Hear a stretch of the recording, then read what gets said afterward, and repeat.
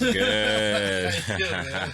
I'm good. How you doing? Good, bro. Good. So yeah, obviously started this thing, Artists Like Us, and you couldn't be like you're like the perfect person to have or like to start this off because you're like an artist. So I appreciate you taking the time. Of course.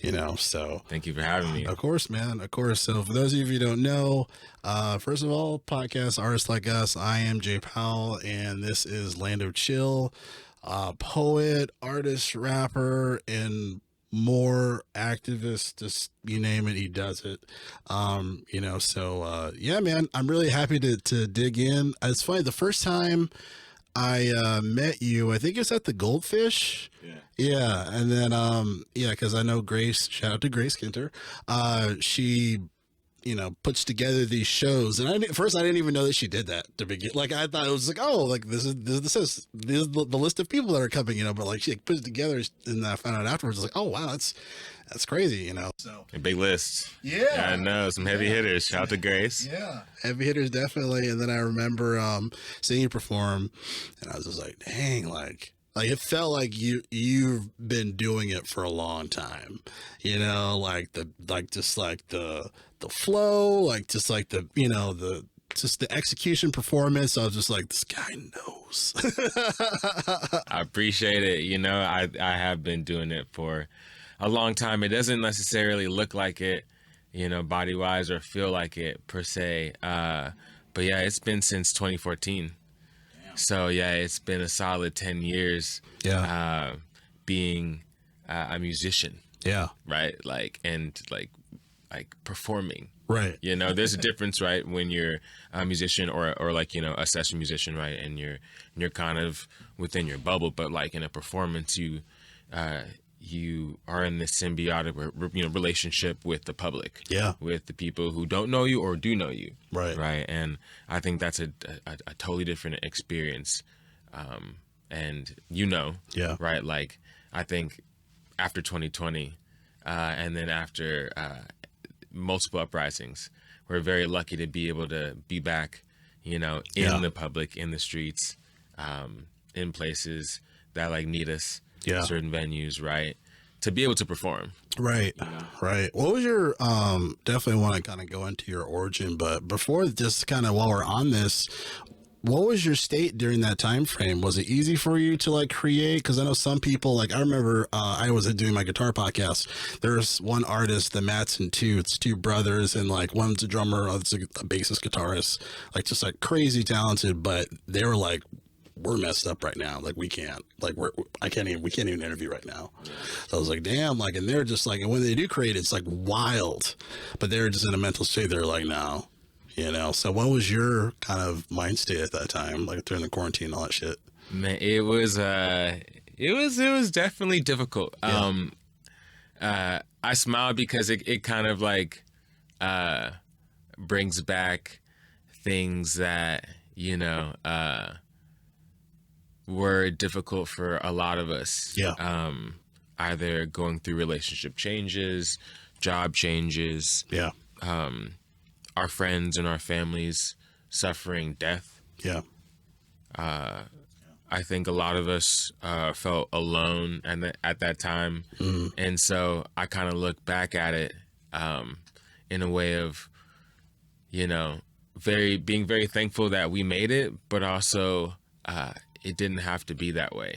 Right. And so I think when I think about my art during that time, a lot of it came out of frustration. And I have to smile in the face of frustration, or I start to like, degrade into a depressive state.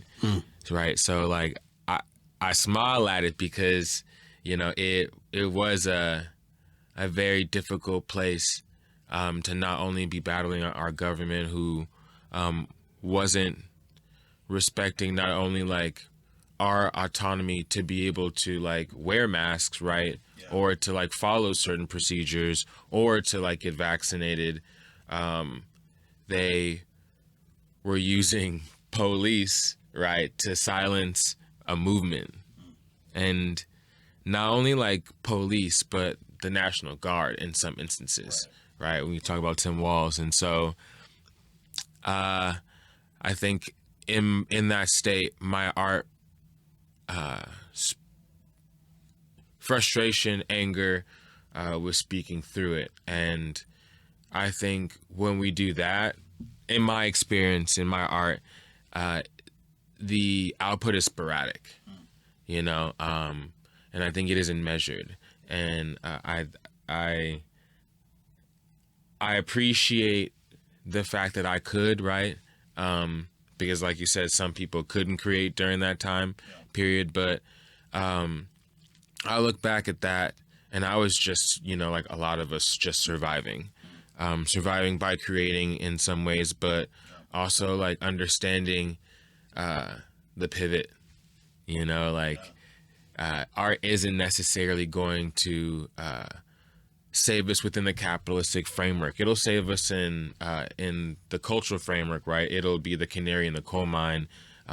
It'll be somewhat of a shield or a monument to remember some atrocities or triumphs, right? But under a capitalistic framework, our values been abstracted out to the point of, you know, a song being worth 0.0003 cents. Right. You know what I'm saying? So, like, if we're really being honest, a lot of us had to pivot, and so, during that time, and maybe you definitely relate, right? It was a question of, you know, who am I doing this for?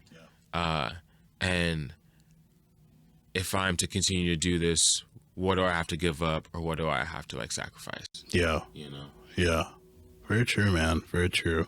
Yeah, there's a song on one of my albums I did, Remember Who You Are, where the last song, which is the name of the album too, but it was basically about just how like no one gave a shit once the quarantine stuff ended and everyone was back in the public. Like, how fucked up are people? You know what I mean? Like they're like, they're doing the vaccination shots and stuff, but there's no free first consultation to a doctor to check in on your mental health, right? Like, there's a lot of people that just like weren't okay during those times for what was like almost 2 years, a little more than 2 years, like during all that stuff.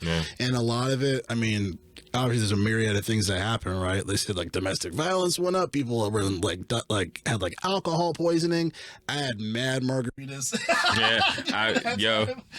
It was critical. It was I think, well, I know our system, right, isn't set up for anyone's mental success, right? We have to hit through certain paywalls to be able to have access to certain things. And so a sad nation is a medicated nation. And so, you know, a medicated nation makes money for big pharma, right? And then the medicated nation allows for atrocities to happen, to stand by and be complacent in genocide or within like violence in their own backyards, whether that's like, you know, not advocating for gun policy and gun reform, if that's like not advocating for the autonomy for women and those who can give birth, right? If that's not advocating for queer and transgender rights, like that's a kind of like medicated nation that like I think a lot of us want to change, but, you know, don't necessarily know how to change or get super disencouraged because we're in a shitty two-party system.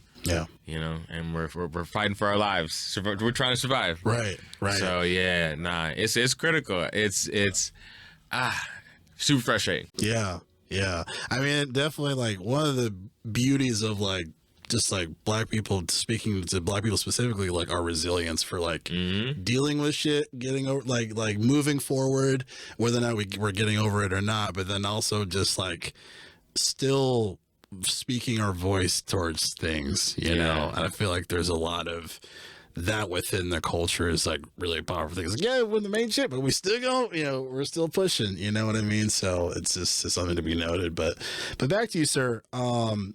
There's a question I usually ask on my other podcast that I was like, let me try this for this one. But to go back to before Lando Chill was Lando Chill, tell me about like your first memory of music. What was that? First memory of music.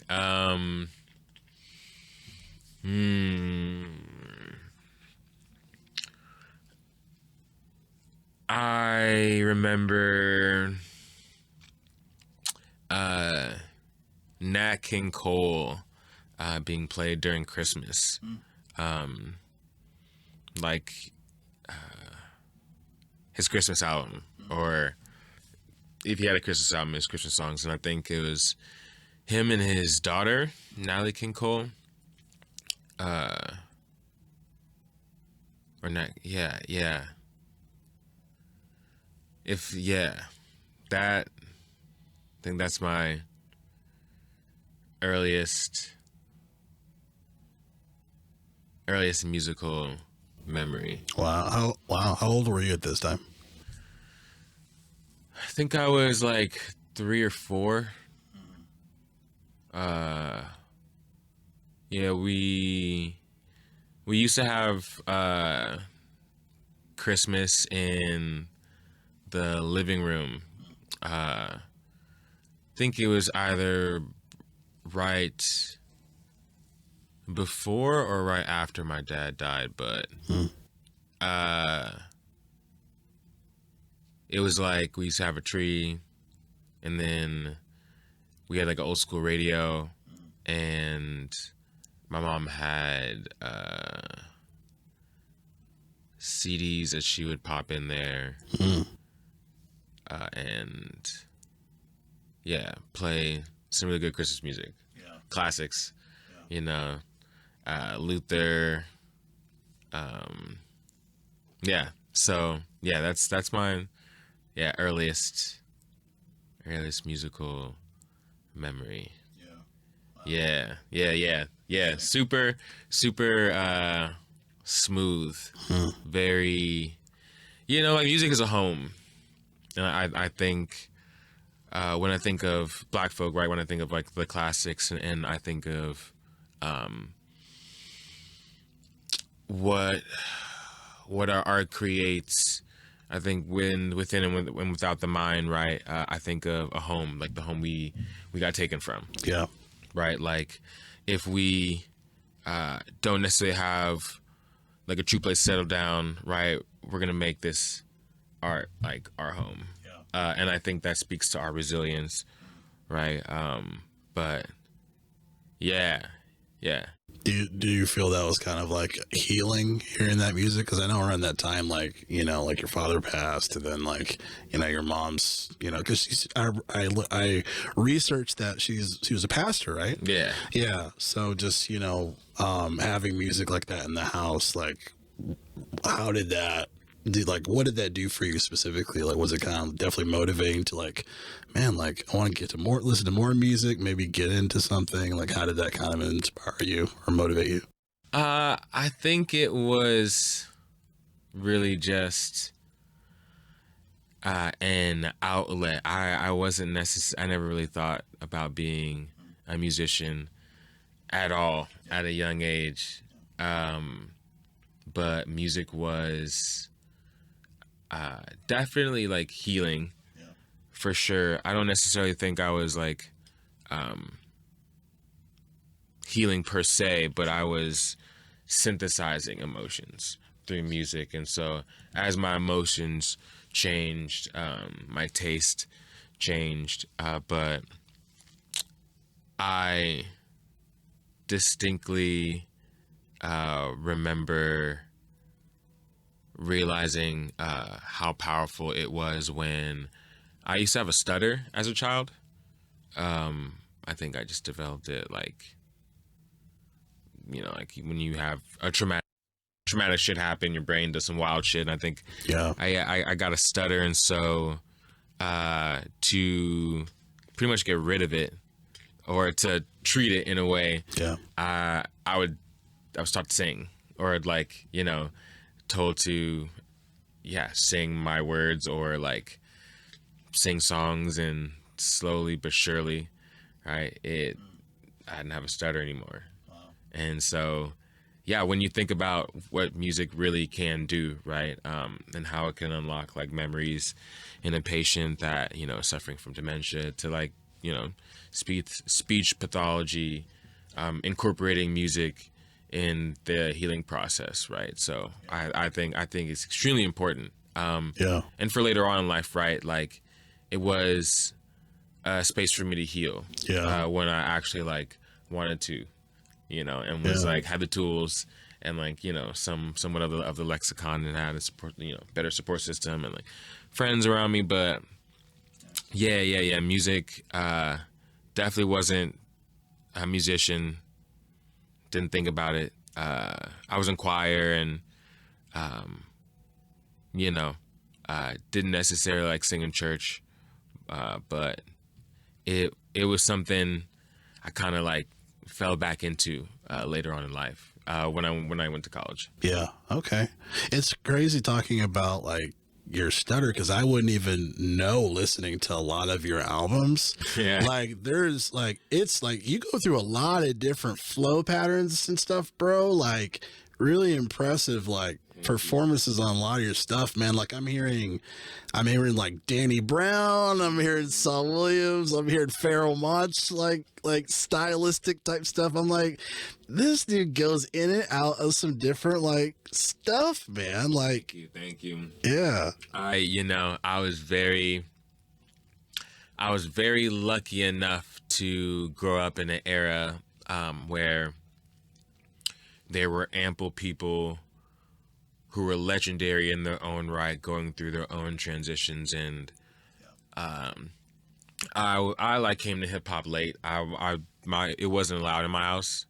The first rap album I think that I played in my crib was Millennium. Okay. Will Smith's like 2000 album, and then I remember I used to buy bootleg albums. I went to Kenwood's 7th grade program, and this guy, I think his name was John Wong, he would sell ripped copies of like CDs that had just come out. And so I had bought The Massacre and Eminem CD that came out at the time. I don't know if it was the Eminem show, something. Probably Eminem show, maybe. I think that, but I bought them and I would like listen to them in my room, and my mom found them and beat my ass. Oh shit! Type shit. So yeah, like it like hip hop, rap, hip hop as a culture, rap as an art form, right? To be more specific, it was something that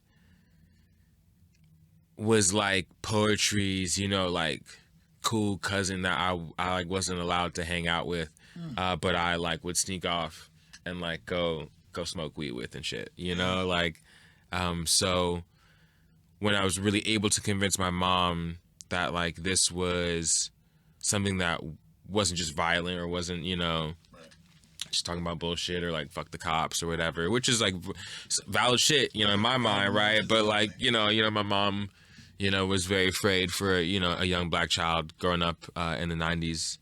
But it was in the late 2000s, early 2000s, but I got her to listen to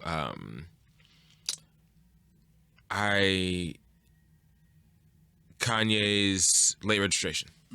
Okay. And she like relented in some way. Like it was just like, fuck it, he's gonna listen to this anyway, at least it's decent. Like he played it in front of me, he convinced me, he made an argument. Like my mom was very much just like, you know, if they can articulate why they want to do something, certain time, certain space, I'll listen and respect it. And she did, and so that was kind of like the floodgates. But yeah, I mean, being from Chicago, born and raised, right? Kanye, Lupe. I mean, like we had, like I was very much like branched off into like other Midwest and into like Dirty South. So like we had like Nelly, Saint Lunatics, down to Ludacris, right? Like you come back up, and it's kind of just like this plethora of like folks where you can like go to school and be like, oh no, like we got it. Like we're not West Coast, East Coast, no, down south, all right, y'all, what fuck, nah, Midwest. Like, and it was very much like representative of who I felt, I was at that time, and still kind of am inside a little bit, like the backpack rap, like beyond just like, you know, wordplay, similes, like using like alliteration, but like having something revolutionary to say beyond a personal experience, but an analysis of like the nation as a whole. How our place as Black people have changed over time because of capitalism, our relationships with women, right? And like,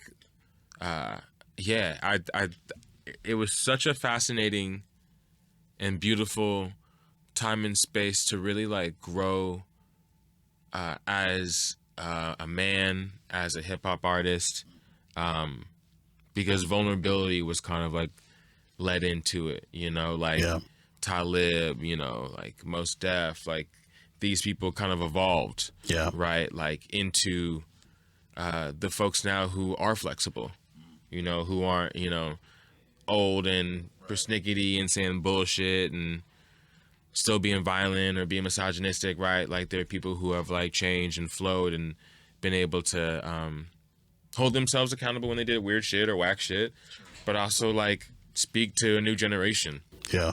It's interesting because I got into hip hop later too. Like it wasn't really around the house. Like I remember my dad listened to like Biggie and stuff, or he said that he did, but it was never like in the house. You know what I mean? It was just like him as a kid or whatever.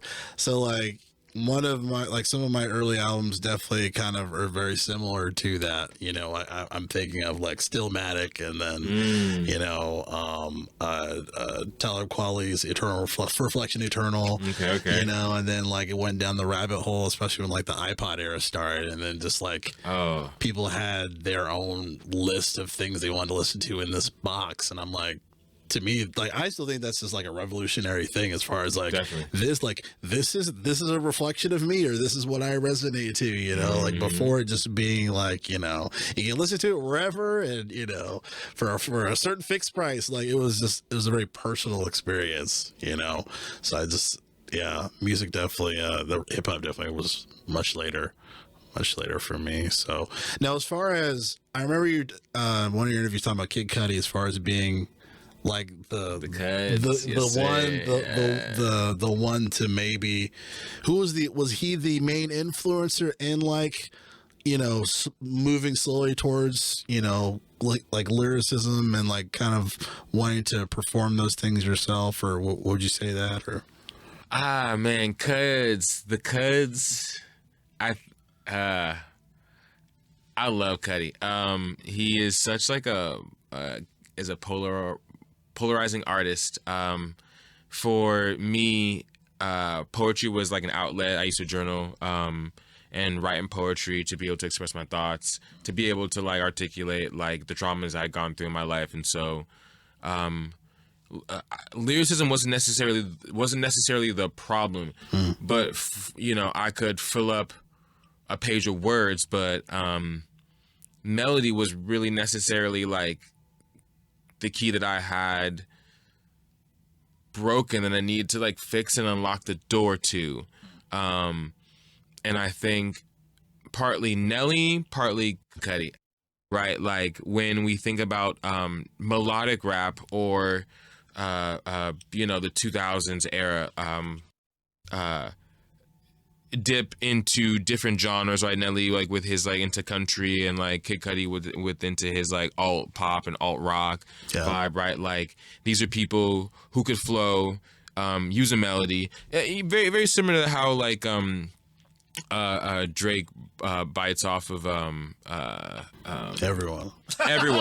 Yeah, nah, seriously. But there's a particular rapper, Fonte. Yes. Okay. Fonte, yes, you knew what the fuck I'm talking about. Yeah, but you know, like Cudi and Nelly were like my era, right? And so that when I really started to think about myself as a musician and like write to be serious, their freedom as well as their willingness to truly like stick to what the soul of the song was really saying inspired me to do the same and like really follow that like first brain and first mind.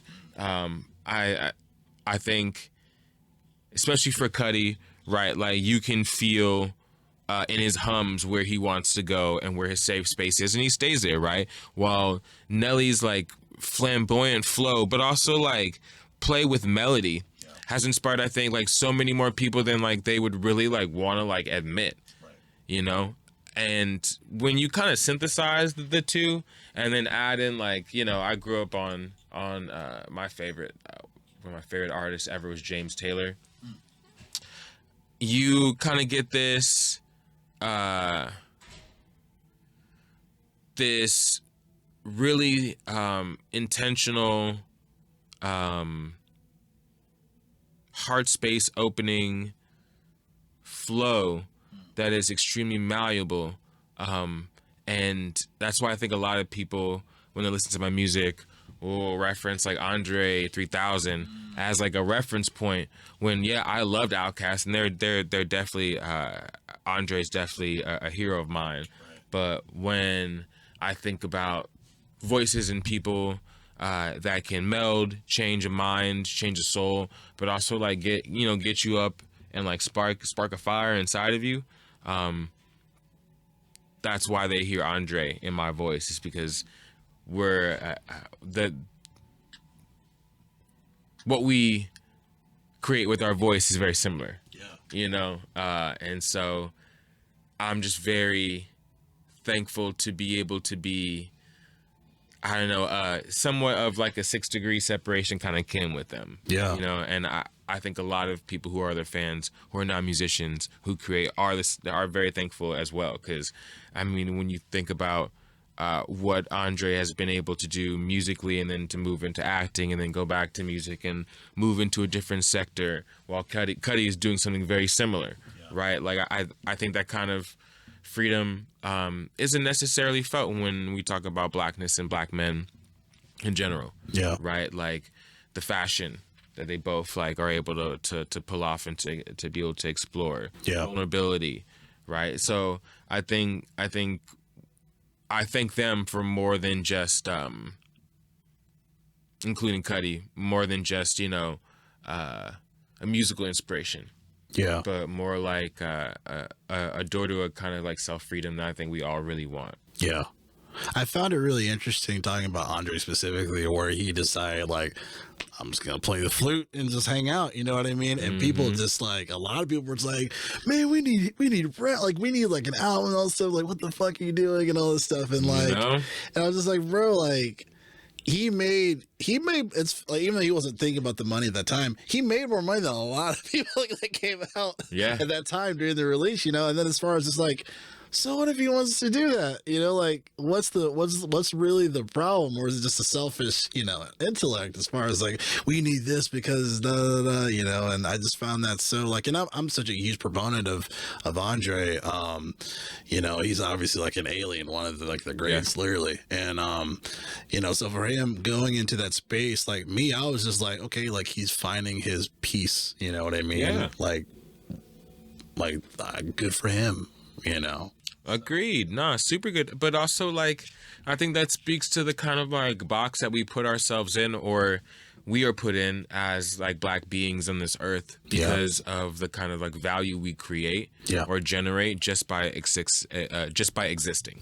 Right. And so like, even when someone isn't creating like a cultural value, right, like doing something that isn't gonna push the needle forward, or give us some sort of like clout or some sort of like inner peace that like we should be finding within ourselves, right? Like we're going to react a certain way, and that's what happened to Andre, and that's what happens with a lot of us who move within like a spectrum that is respect, like that is love, that is like exploration, right? Like not being oppressive, right? Like playing a flute isn't oppressive, playing an instrument isn't, right? Like exploring that, like that's something that's like symbiotic within the body, right? You know, so like it's a spiritual thing in a sense.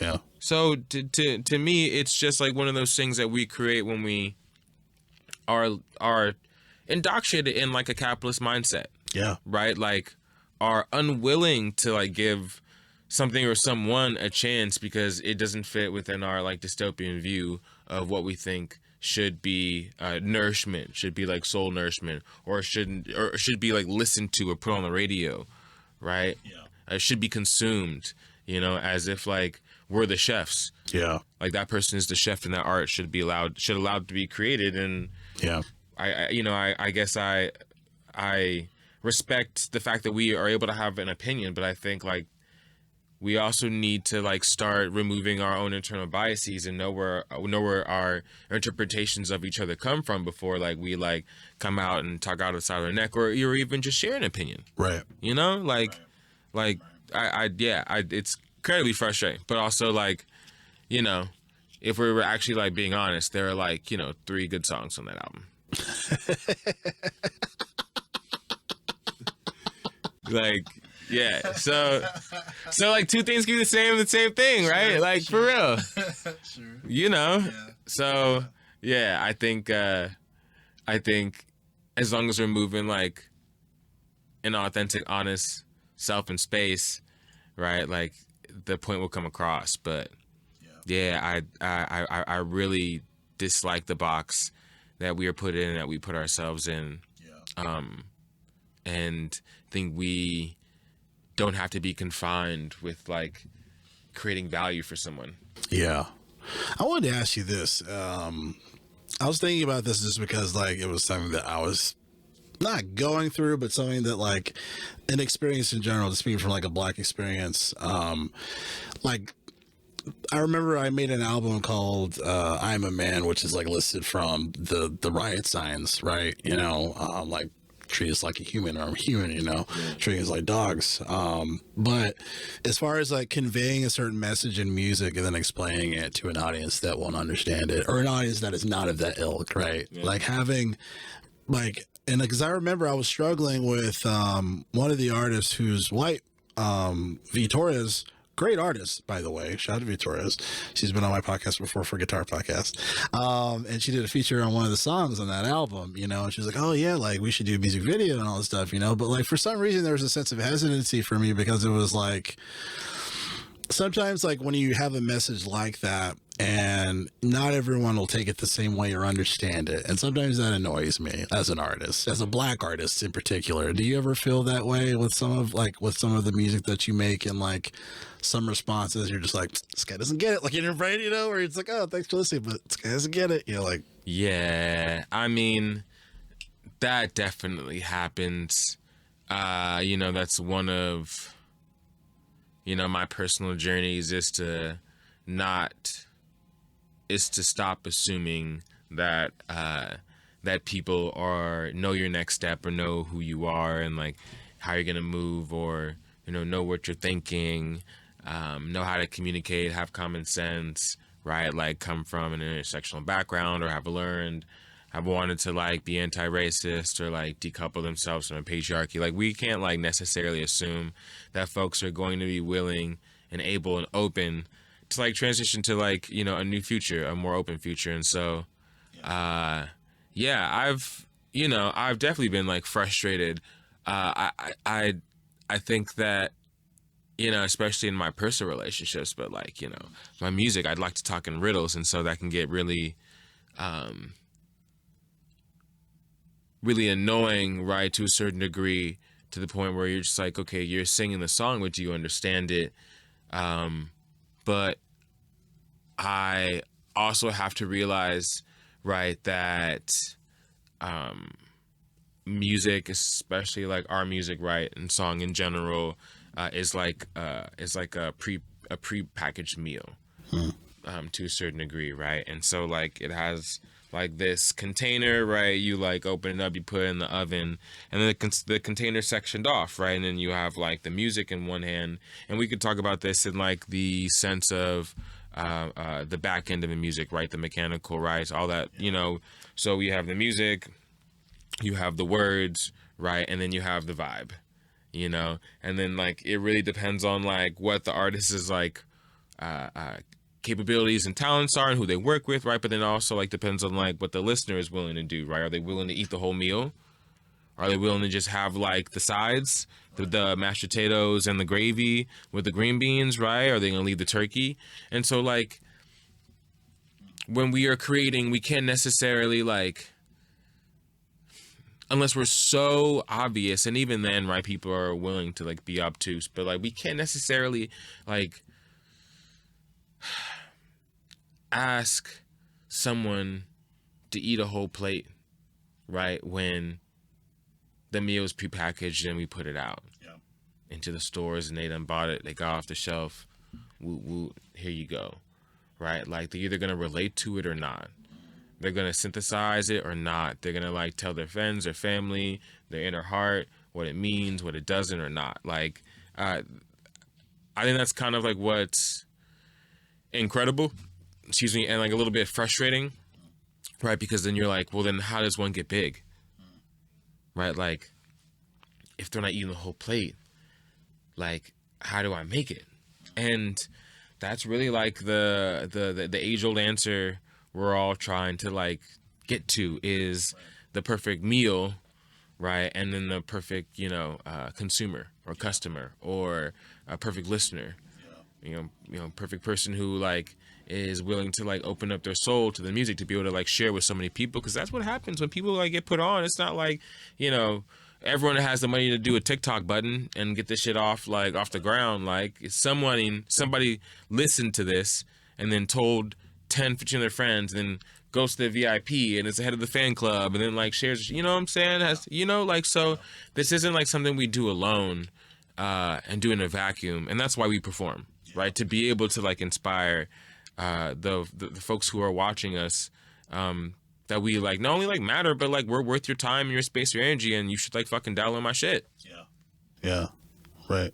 Like you should hit me with the support button, boop boop, you should like flip it and buy it, like help me out. Right.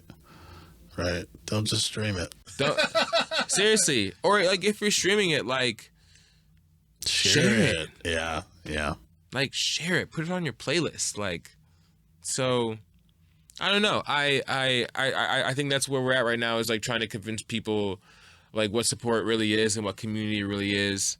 And in the age of like us having, such little money to go around when it talks about survival, and then like we're talking about play money, like we're all in like a recurring payment hell of Netflix and fucking Spotify and other like subscription fees and bullshit. And so like, how do we create a community and create like a support that isn't just like, once a month $5 for the OnlyFans, right? Right. So it's frustrating, but like it is this isn't like the 1960s and shit, man. We're like motherfuckers was just like slow, or people needed a change and listened to like some random dude who ended up like getting famous off whatever, right? But nowadays we don't hear his name at all, right? Like there's only one queen, like there's only one like Kiss, only one Kanye. So and the fans made them so. But I don't know. It's a fascinating relationship we have with the people who listen to our music. 'Cause do we really know them? Right. Yeah. That kind of connects to the next question I was thinking about, was like, do you feel that artists have a responsibility to have certain messaging? Oh man, hell yeah. Hell yeah. I mean, like, okay. Yes and no. Okay. Yes and no. It would behoove me not to tell anyone what to do, right? Like, we respect personal autonomy here. Sure. We respect personal choice as long as it doesn't infringe on anybody else's rights or oppress anybody's rights. So, like, now, I think that that fact, right, is not reality, and a lot of people would love to live in that world where our skin color doesn't matter, our sex, our perceived gender, our sexuality, our religion, any of these identities, a lot that were, societal created, or that have been used in so many different battles when it comes to interpersonal or generational or national, along the bell curve, of white supremacy and the patriarchy, right? So like we have a lot of context to who we are and what we look like nowadays and how things move.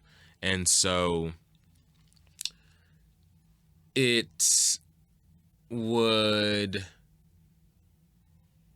behoove us not to be a bystander in our own genocide.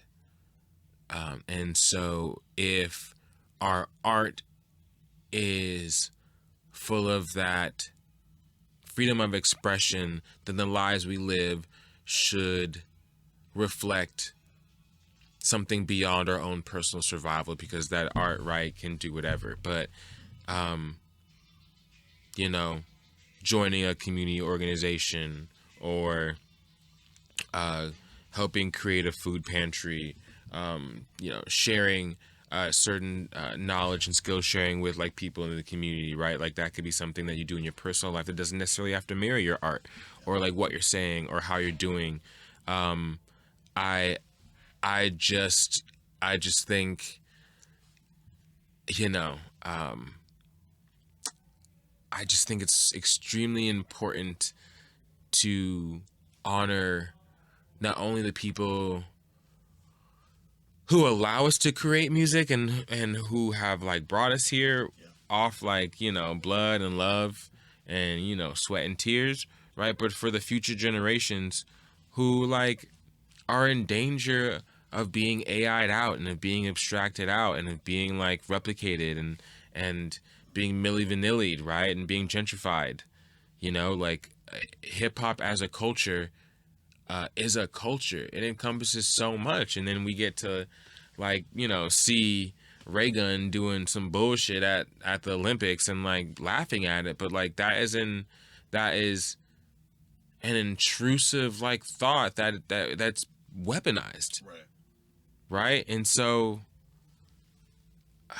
I hope that like we as musicians, as purveyors of culture, as stewards of like the past into the future, learn how to gatekeep and learn how to discern like who is and who is not authentic. I don't think we need to kick out, all the white folks and like all the bullshit, like it's not like that, but like we have to understand like the context and power dynamics that like really like have created systemic imbalance that we do not need to like continue. Like it's shit's cyclical. And so like how do we shift it, right? Like it's moving like men, right? Like white men out of like positions of power, right? Like it is like actually like funding art camps, I think like extracurricular activities to be able to like cultivate something aside from sport or like making money, doing a trade or, in a quote unquote, like, menial way.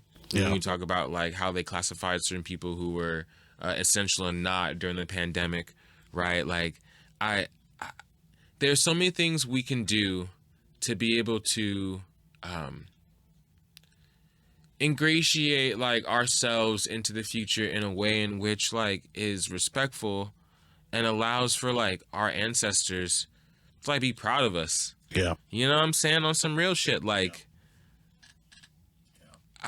like to have some of our genres of music be called white nowadays is just like a travesty. Like, I don't need them to be called black, but I don't need them to be dominated by like white voices and white audiences, right? Like rock and roll shouldn't be called a white genre. Right? Like it it's extremely frustrating. And so, oh no, to close that rant out, right? I would hope, yes, that as musicians, depending on like who we are, where our identities intersect, we use, if not our art, then our personhood outside of our art as a conduit for a better future for the people who we represent, and those who we don't, because like a rising tide floats all boats. Right. Yeah, in some way, right? In some facet, like, I don't know. Common sense says it. Yeah. How do we ensure survival of us, not only as like a culture but as a people? Right. It's not by recreating like white supremacist ideology, not by conquering, by creating. Right. By like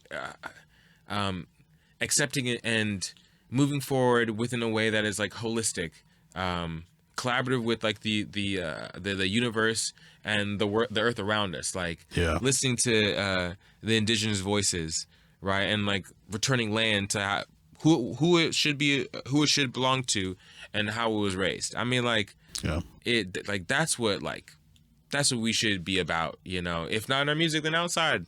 Yeah. Instead of like hopping on private planes and fucking around and bullshit and like, I don't know, like, it'd be cool to go on a private plane once, but like, you know what I'm saying? Like, I want to live once, but like, fuck, like, do I need a surplus of it? Right. I don't. Yeah. I personally don't. And I would hope that like we would transition out of like a society that like doesn't need surplus in a way in which isn't about survival, but about dominance. Yeah. Yeah. Reminds me of Woody Guthrie, where he had the message on his guitar, "This machine kills fascists." Hell yeah. I mean, and like that's how powerful music is. I mean, like truly, like to be able to create an anthem that strengthens a movement, right? Or that really invigorates like an entire people to be able to like fight against totalitarian rule, right? I mean, like this is how you turn a bystander into someone who is a protector or a rescuer. Yeah. Like and music has never been a bystander. Has always been part of a tool to be able to establish, a history or a culture or to protect. Yeah. Right. To enlighten. But, I mean, propaganda is a motherfucker. Yep. Right. And I think a lot of people, especially with the internet nowadays, have their hands on to be able to create tools, to be able to then use those tools to travel through genres and do whatever the fuck they want. Yeah. It's very true, man. I mean, it's because, aside from, the systemic craziness, the algorithmic stuff, it's like the digital redlining in a sense. But as far as for the tools and resources that we have to spread a message, like there's more tools and resources available now than there was ever before, but it just depends on who wants to utilize it, who wants to be at the forefront of that, or who wants to actually just do it, so that with that and with that, it's an inspiring thing, or a hopeful thing, I guess I should say, when it comes to kind of continuing to push the message of like, hey, like this other stuff doesn't matter, this is what matters. Well, and I think that's where like the nexus of like access and education like don't necessarily always meet, but need to, right? Like when we think about podcasts, or when we think about music, or we think about other like forms of creation that allow for there to be a message, a clear message to be disseminated, right? Like a lot of these people don't actually need to do that, because like what they're saying is dumb as hell. What they're saying is violent. What they're saying like only perpetuates oppression. You know what I'm saying? Like, you saw that shit recently, the Shits and Gigs podcast or whatever. Those people went on another podcast, and these two black dudes who end up kikiing and like agreeing with like this other white guy about like just saying like anti-black shit and just saying like terrible shit about black women and stuff like that. And it was a masterclass on like how we are willing and able to move in spaces, not to code switch, right, but to be complicit within like a white supremacist framework in order to like get along, right, or to make money. And they had to like apologize afterward. But I think this like kind of speaks to a bigger sort of like bigger sort of message. Yeah. Right. And I think it's really important to move through an intersectional framework, and hopefully like people know what that is, right? But like that means that they need to be educated. And that means that there needs to be intersectional education within the schools that we grow up in. And like, folks need to know that like Thanksgiving wasn't just like a powwow, like when niggas was just chilling. Right. Like there needs to be like, along with this access, right, to TV and like media, there needs to be education. And so that nexus doesn't necessarily always like meet. And so we have people who just like shouldn't be saying shit or shouldn't have a platform. In a way in which, like folks obviously can do what they want to do, but they're not popular because like they're actually like funny or actually like say some like enlightenment type shit, right? Like they just shock value. They move along the capitalist rhetoric. And so capitalist rhetoric, right, is like to talk shit, right? Either be racist, sexist, misogynistic, homophobic, transphobic, whatever along that line. Or to be violent, right? Sex or violence, right? So there's those two like segues, and then you move along that, then you like move up like the ladder of capitalism, right? And depending on like how you're able to move and like what kind of ambiguity, right? You become a Joe Rogan. So like, you are under the guise of like enlightenment and like anyone can like say some smart shit, right? But then you have like someone on your podcast who's a kook and says like some whack shit that's like not true. And like could be harmful, right? And so, yeah, I don't know. I really want to like I get so esoteric sometimes. So I really want to bring it back to the fact that like there's like access and like education, access to knowledge that like is super important. That like I go back to like when we talk about musicians, right? Like having the responsibility to like say something or be about something, right? Like when they do that, they need to also be educated. Yeah. And not be a puppet or not just like regurgitate some bullshit they like peeped off TikTok for 5 minutes, right? There needs to be actual like hands on the ground, actual shit that they've done. Right. And so that's kind of like where I hope, knowing like our genre, our culture, but like us as like a pop culture, us as like a nation, a U.S. nation that exports, like our biggest like export is culture, right? Is us. Part of it is us. And so like, yeah, when we get exported or when we create, right, or when we're a part of this process, I think we'll change how we move or say certain different things or like understand certain things a little bit better when there's that access and knowledge. Because a lot of us have been taken advantage of when we talk about like label contracts and deals. A lot of us have been dropped. A lot of us have had to move like through certain outlets and like know what a distributor is and not, and like what we're owed and what we're not, right? Where to even collect money, like what Sound Exchange is, right?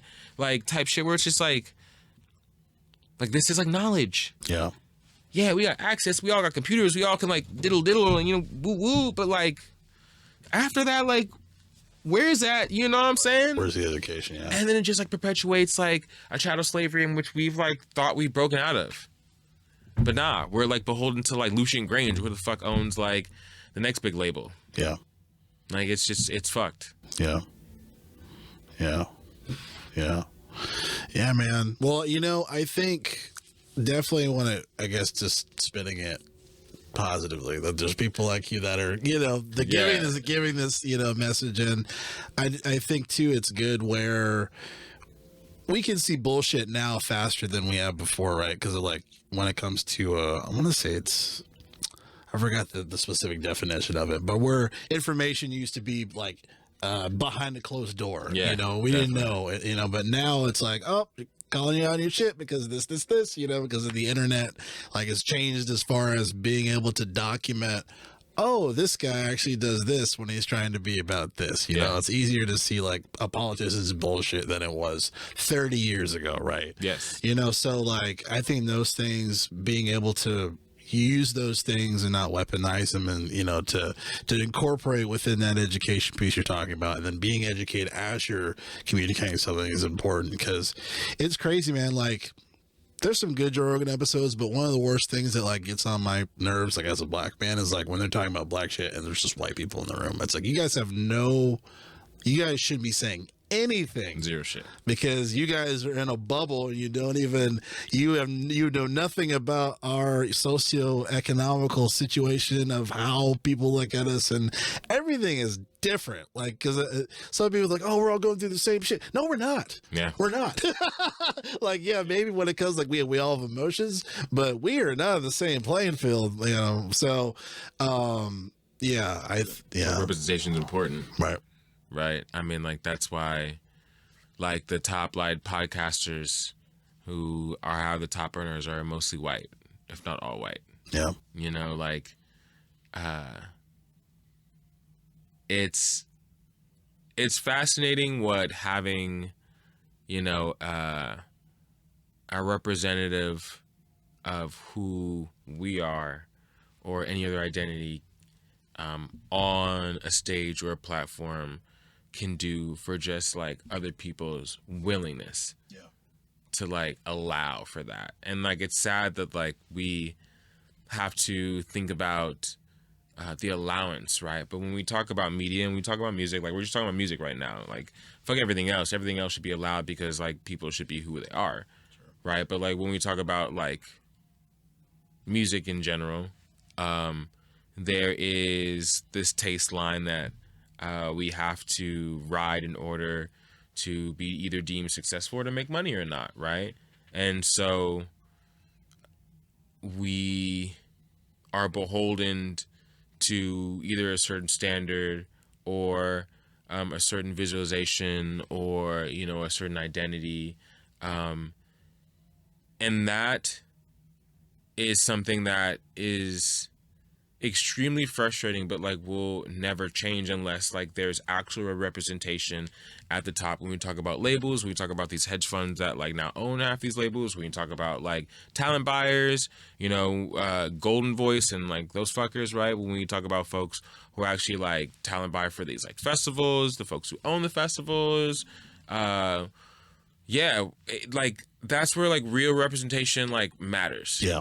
You know, and not just like blackface with a big check and a nice suit and a nice position, but like a person who understands their power, understands how to be intersectional with like how they do their job and how they live their life, right? Yeah. And then like extrapolate that out to the people around them, the people who they oversee, right? And then like maintain that, right? Create a framework so when they leave, whoever steps in, if they're a person of color or not, right? Like they can like still like hang. Yeah. Right. If they're queer or not, or trans or not, they can still hang. Yeah. And they can like continue the vision that was originally formed and set when either like this position was created, this company was created. So as like money's made for everybody. I don't know. It's not that hard. But it is, because then, you know, that means that like people have to secede power. Yeah. Right. Yeah. Very true. Very true. One of the last things, obviously, you being an artist, new music. I know you released a single just recently. Yeah. Correct? Yes. This Song's For You. It is a new single off the upcoming album, The Process of Becoming Whole. Okay. Yeah. Coming out next year. Nice. The song was produced by Graham Banks, aka Big Tim Vickers, wonderful person, OG Canadian, real dope guy. It is, the artwork was shot by Carrie Coleman, lovely individual, wonderful person as well. It is the first offering, I think, of this new journey to becoming whole, right? And like what that actually means, if that's actually possible. And like those answers will come, I think, to the people after they listen to it, when they kind of like, put themselves in my shoes, but also like a lot of those questions will be answered throughout the process of existing. Like I don't necessarily have all the answers. And so this song really is just like an invitation, right?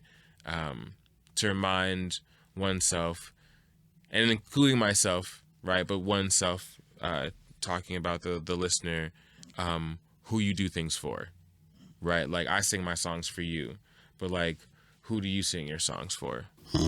Is it the person you love? Is it the family you hold dear, right? Is it your profession, your dog? Is it just like your existence? Is it just surviving? And along my process of becoming whole, right, I think I always thought that I needed to be a part of something or someone, right, in a relationship or an organization, a club, a clique, friend group or whatnot. And I think knowing that solitude is an important thing, a powerful thing, but also something we should all know how to experience, right? And coming from like 2020 until now, moving through different relationships and whatnot, it was still something I was struggling with, right? And in that solitude, right, we are able to truly create, but also like really get down to business and do the work we need to do to be the best people we are. I think I've gotten there to a certain extent, right? But I think this musical reminder is something for all of us, just to see what the journey feels like. But the single is that invitation and a reminder to know, there is something you do this for. And why I create isn't just for my dad anymore, isn't just for my family or for myself, right? But it's for the people who come from that similar background or who have gone through things that need a reminder. Yeah. You know what I'm saying? Yeah, definitely, man. Definitely. Any lasting things to tell the people? Last things to tell the people. Geez. I mean, I had a bunch of features come out this year. So I was on Grace Kinter's song "Somebody's Favorite" that you produced. Well, I had some guitar. I had some guitar. You were a guitar on that. That we played recently together. Then I was also on my friend Sasha Ortiz's a song "Fumble Pie." Featured on that. That got played on NPR, which is really cool. Oh, awesome. Yeah. Also featured on this indigenous group, Los Indios, Here I Grow. That recently just came out. Nice. I was featured on that song as well. Got a little verse on that. Okay. And then I believe there's another one I'm forgetting, but Lando Chill, check me out, Spotify, this guy, all there, including the single, "The Songs for You." Look out for the new album next year, as well as some pop-up events, some activations, and then some interviews, as well as some interactions on Instagram. I'm gonna need some help, so follow me at Lando_Chill on the Insta. Website updated soon. And then, I just need you to fuck with me. That's all. That's all. There you go. Lando, thanks for doing this, man. Hey, appreciate you. Much love. Thank you. Thank you so much for having me. Of course. Well, I like to say no. I'm out to what's in my headphones. Chill the night, lay back to this goes. Set my mind on cruise control. Music revolves around my mind like it's an access. Sometimes